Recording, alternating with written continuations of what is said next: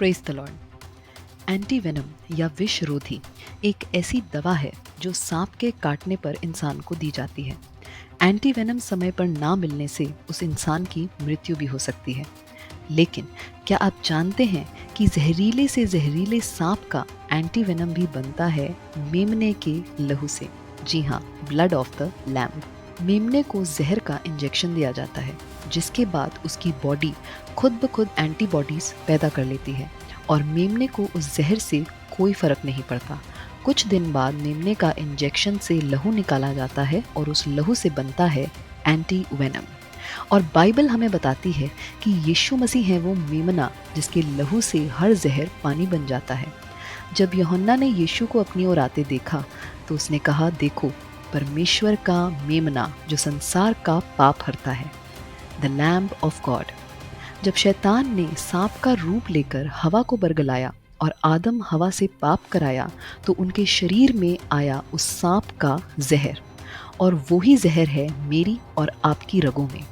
हम सब जानते हैं कि पाप से आई मृत्यु, क्योंकि लिखा है पाप का वेतन मृत्यु है।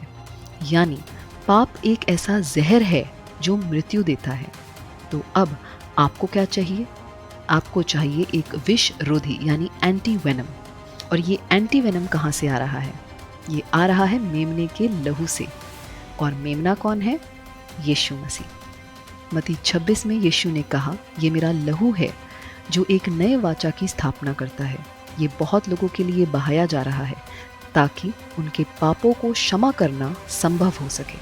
इसलिए जब आप यीशु मसीह में विश्वास करते हैं, उनका लहू लेते हैं, तो आप एंटीवेनम ले रहे हैं, एक ऐसी दवा जो हर बीमारी का, हर परेशानी का हल है। क्योंकि सारी बीमारियां और परेशानियां आती हैं शैतान से, और शैतान हमें ये बीमारियां और परेशानियां किस प्रकार दे पाता है? क्योंकि हम पाप करते हैं और उस पाप की क्षमा भी नहीं मांगते। देखिए, जब यीशु मसीह ने एक रोगी को जो 38 वर्षों से बीमार पड़ा था ठीक कर दिया, तब उन्होंने उससे कहा, देखो तुम स्वस्थ हो गए हो, फिर पाप मत करना, कहीं ऐसा ना हो कि तुम पर और भी भारी संकट आ पड़े।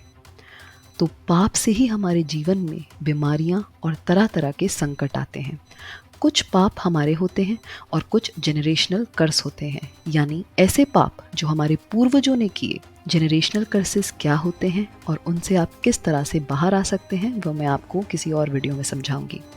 लेकिन कुछ बीमारियां इसलिए भी होती हैं, जैसा यीशु मसीह ने कहा यूहन्ना 9 में, कि इसमें परमेश्वर के कार्य प्रकट हो।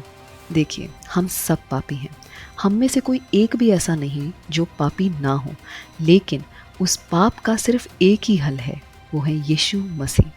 इब्रानियों 9 में व्यवस्था के अनुसार प्राय सब कुछ रक्त द्वारा शुद्ध किया जाता है और रक्त के बिना क्षमा नहीं मिलती। और ये रक्त यीशु मसीह मेरे और आपके लिए दे चुके हैं। हमें बस इसे क्लेम करना है, इसे एक्सेप्ट करना है। हम ना चाहते हुए भी कई बार अनजाने में पाप करते हैं, लेकिन उससे भी बड़ी गलती हम ये करते हैं कि हम परमेश्वर से क्षमा नहीं मांगते। हमें दिन भर में जब मौका मिले अपने पापों की क्षमा मांगनी चाहिए। यीशु मसीह हमें सिखा के भी गए हैं कि किस तरह प्रार्थना करें। मत्ती 6 में जहाँ लिखा है, हमारे अपराध क्षमा कर जैसे हमने भी अपने अपराधियों को क्षमा किया है।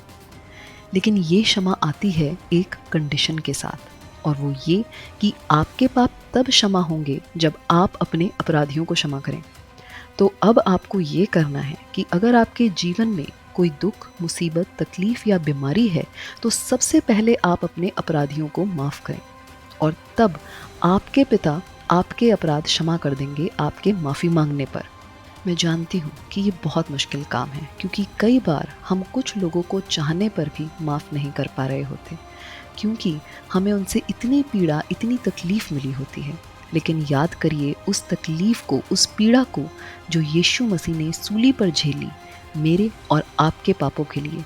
पर फिर भी उन्होंने कहा, पिता इन्हें क्षमा कर, क्योंकि ये नहीं जानते कि ये क्या कर रहे हैं।